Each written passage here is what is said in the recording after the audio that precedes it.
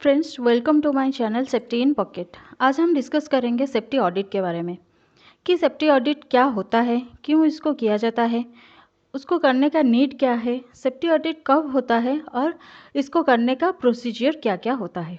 तो चलिए शुरू करते हैं।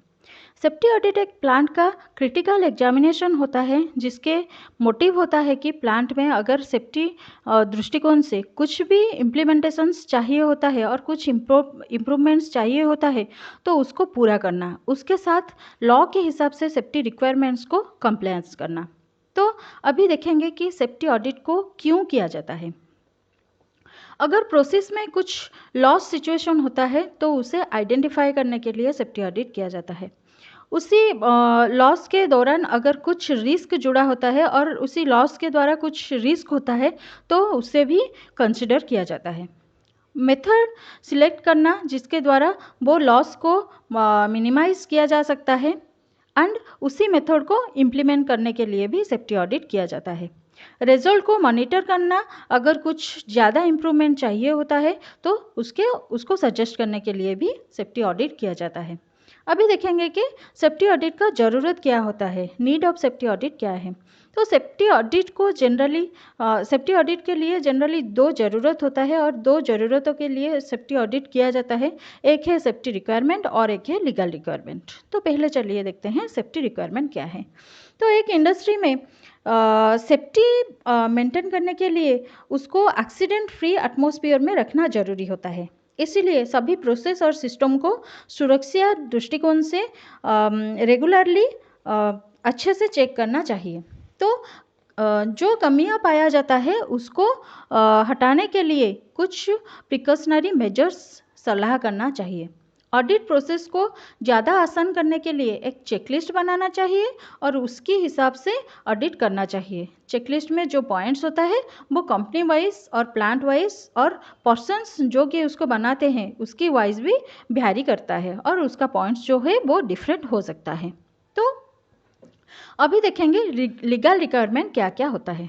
तो rule 12C of the Gujarat factory rule 1963 and rule 10 and 12 of the manufacture storage and import of hazardous chemicals rule 1989 need submission of safety audit report to the concerned authority within prescribed time. तो ये सभी rule के हिसाब से हमारे company को क्या करना चाहिए, एक safety audit report concerned department को और कंसर्न्ड अथॉरिटी को सबमिट करना चाहिए। तो अभी देखेंगे कि ऑडिट का प्रोसीजर क्या क्या होता है और ऑडिट करने के लिए कौन सा प्रोसीजर अप्लाई किया जाता है। पहले हमें क्या करना चाहिए, ऑडिट प्रोसीजर को जानने से पहले हमें दो चीज़ के बारे में जानना चाहिए। एक होता है ऑडिटर और एक होता है ऑडिटी।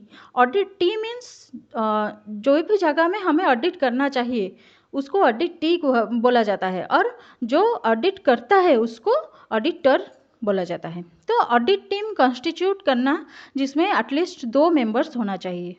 ऑडिटी के टीम में से रिप्रेजेंटेटिव चुनना चाहिए। ऑडिट में क्या क्या आइडेंटिफिकेशन होगा उसकी रिकॉर्ड रखना चाहिए। ऑडिट का गोल क्या है और उसकी ऑब्जेक्टिव क्या है उसको भी डिसाइड करना चाहिए। एक टाइम शेड्यूल के हिसाब से ऑडिट प्लान बनाना चाहिए। ओपनिंग मीटिंग यानी क्या क्या ऑडिट के दौरान किया जाएगा उसकी डिस्कशन ऑडिटी के साथ करना चाहिए। क्या क्या प्रोसेस में ऑडिट करना है उसके बारे में जानकारी लेना और वहाँ पे क्या क्या safety laws and standards applicable है उसे भी परखना चाहिए। प्लांट में विजिट करना और ऑब्जर्वेशन को नोट डाउन करना भी चाहिए। रिकॉर्ड्स एंड सभी डॉक्यूमेंट्स जो रिकॉर्ड और जो डॉक्यूमेंट होता है प्लान में अवेलेबल होता है उसको भी चेक करना चाहिए। ऑडिट में जो चेकलिस्ट होता है उसको फिलअप करना चाहिए।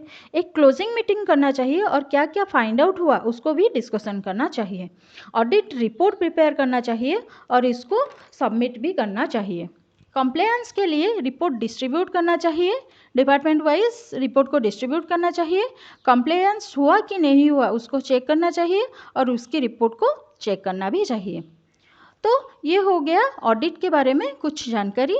आई होप आप सभी को ऑडिट के बारे में कुछ ज़्यादा बहुत जानकारी हुआ होगा इस वीडियो के दौरान।